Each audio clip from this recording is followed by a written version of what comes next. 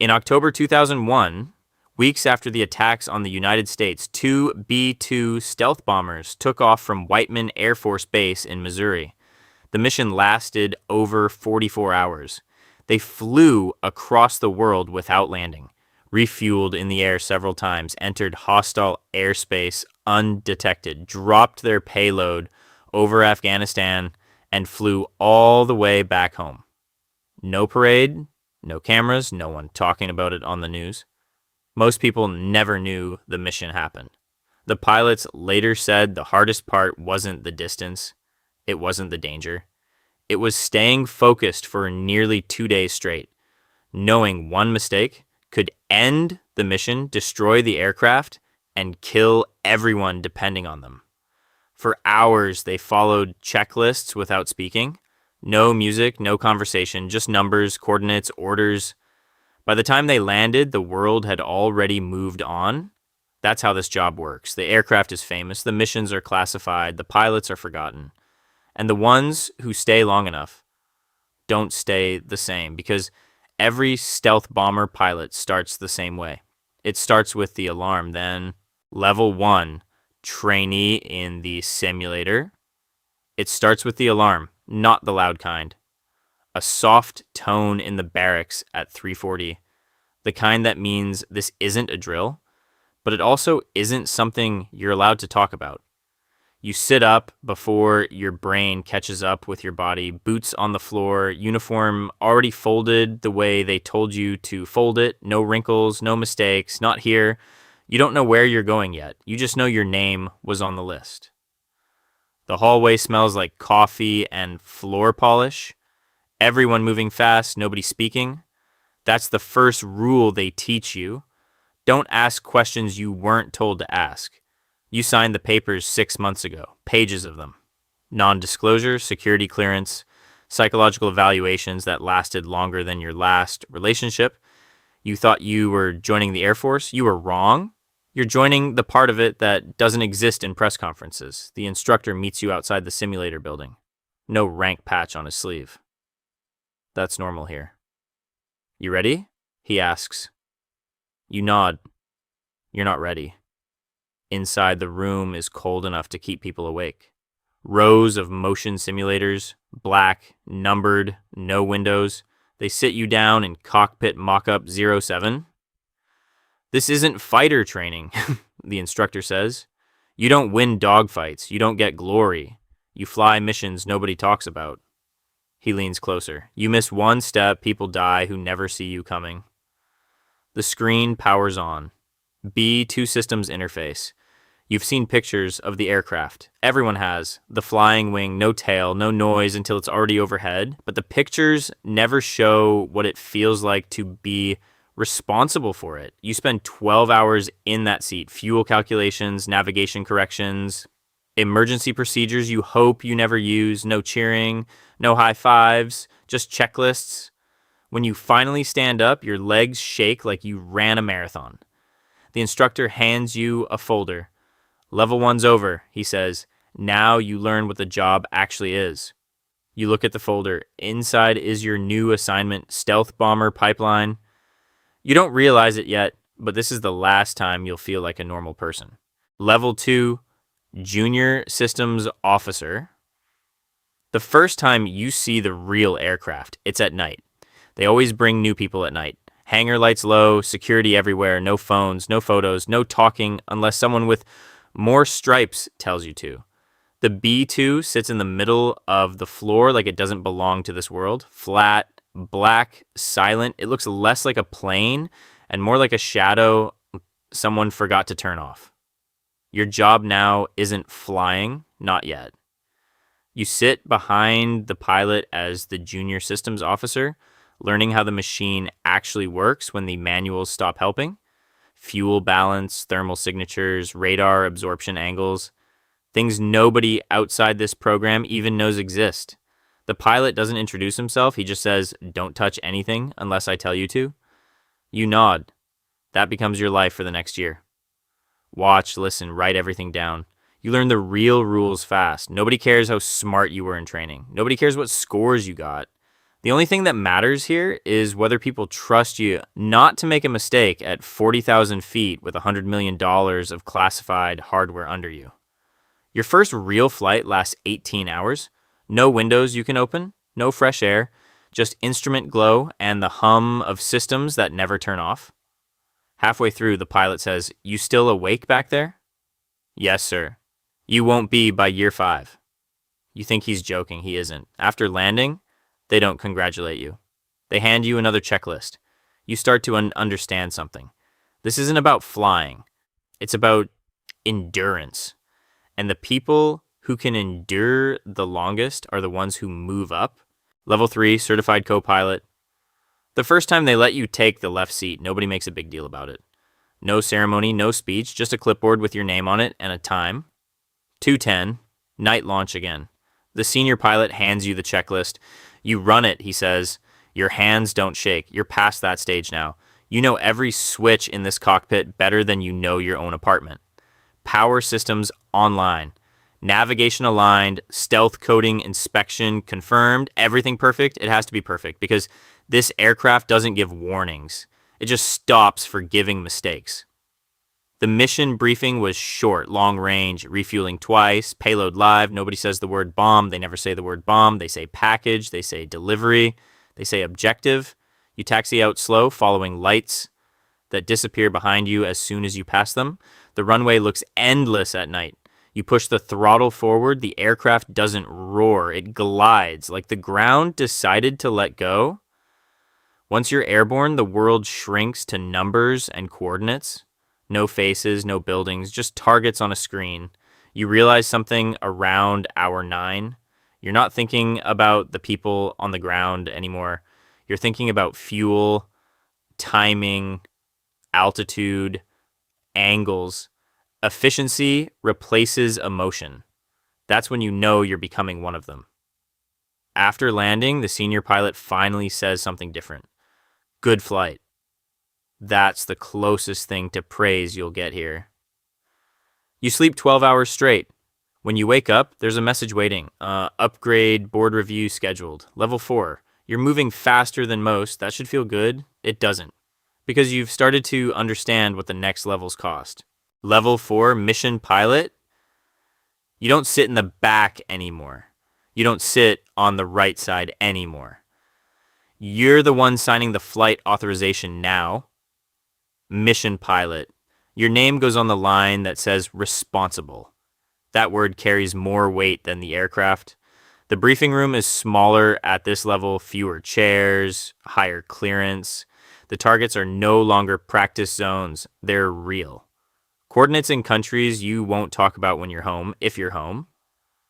The intelligence officer points at the screen. Stealth entry, high altitude, no escort. You nod. You don't ask why there's no escort. Stealth bombers don't get escorts. They're the escort. Before the mission, the crew chief pulls you aside. You trust the jet. Yes, you trust yourself. You hesitate for half a second. That half second stays with you longer than the flight. The mission lasts 23 hours. Refuel, navigate, wait, deliver, leave. No explosions visible from your altitude. Just confirmation codes. Objective complete. On the way back, the co-pilot asks, "You ever think about what's down there?" You stare at the instruments. "Oh, not anymore." That's when you realize something changed. You stopped seeing yourself as a person doing a job. You started seeing yourself as a part of the system. Systems don't feel guilty. Systems just run. When you land, the commander shakes your hand. "Welcome to mission pilot status." No smile, no celebration, just another level. And every level means fewer people you can talk to. Level 5, flight leader. Now, you don't just fly missions, you decide who flies them. Your call sign carries weight in the squadron, not because you talk loud, because when things go wrong, people look at you first. Flight leader means paperwork, briefings, and responsibility nobody else wants. You review mission logs at 1 o'clock. You sign off on pilots who are too tired to fly but won't admit it. You ground people who used to outrank you. That's the first real test. Power isn't flying the bomber. Power is telling someone else they can't. One night, a young pilot argues your decision. "I'm fine to fly." You look at his file. 3 long missions in 6 days, no sleep report, reaction time down. You're grounded, you say. He stares at you like you ruined his life. Maybe you did. Maybe you saved it. You don't get to know which. The missions get quieter at this level, more classified, less explanation. You notice something else too. The higher you go, the less anyone says the word war. They say operations, they say stability, they say strategic necessity, words that make destruction sound like math. One night you sign off on a strike package, you won't fly yourself. You watch the aircraft disappear into the dark. For the first time, you feel the distance between the cockpit and the decision. It's bigger than you thought, and it keeps getting bigger. Promotion orders arrive 2 weeks later. Level 6, command track. You read the paper twice before you realize what it means. You won't just fly anymore. You'll decide what gets flown. Level 6, squadron commander. Your office has a door now. It stays closed most of the time.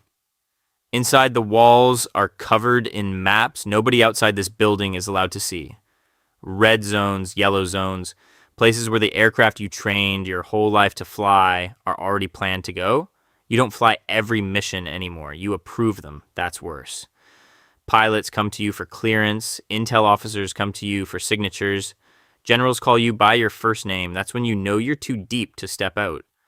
The rules change at this level. It's not about skill anymore. It's about judgment. You decide which pilot is ready. You decide which risk is acceptable. You decide which target matters enough. One night, the briefing runs long. New operation. High risk. Long range. No margin for error. The room goes quiet after the details. Everyone looks at you. You feel the weight of every flight you ever took. Every checklist, every landing, every mistake you didn't make. You signed the authorization. The pen feels heavier than the aircraft ever did. After the room clears, you sit alone for a while. You realize something nobody tells you at level 1. The higher you go, the less control you actually have. You can't stop the missions. You can only make them cleaner. Promotion comes without celebration, just a message. Strategic command assignment, level 7. You stare at the screen for a long time. You know what that level means? You stop being a pilot. You become part of the reason pilots exist. Level 7, Strategic Command Officer. You don't wear the flight suit much anymore. Mostly uniforms now. Meetings, briefings, rooms with no windows. The aircraft still fly, but you see them as icons on a screen instead of metal in a hangar. You help plan operations months before the pilots even know they're coming. You study satellite images, weather patterns, political reports, things that decide whether a bomber takes off before the crew even wakes up. The language changes again. No one says mission. They say posture. They say deterrence. They say capability. You learn the real rule of this level. Stealth bombers aren't just weapons. They're messages. Sometimes the message is louder when the bomb never drops. So on one night, you sit in a briefing with people whose ranks don't fit on their uniforms. They talk about options, targets, timelines. One of them turns to you. Can your squadron execute? You don't say yes right away. You think about the pilots, the long flights, the silent returns. Then you say the only answer this level allows. Yes, sir. After the meeting, you stand alone in the hallway. You realize you haven't touched a cockpit in months. You miss the noise, the vibration, the feeling that at least you were the one holding the controls. Here, control is different. Here, control means watching other people carry out decisions you helped make. Orders come a year later. Final assignment, level 8.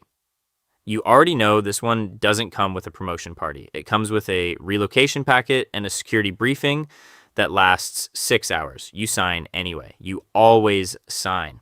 Level 8, the architect. You don't have a squadron anymore. You don't have a base. You have access.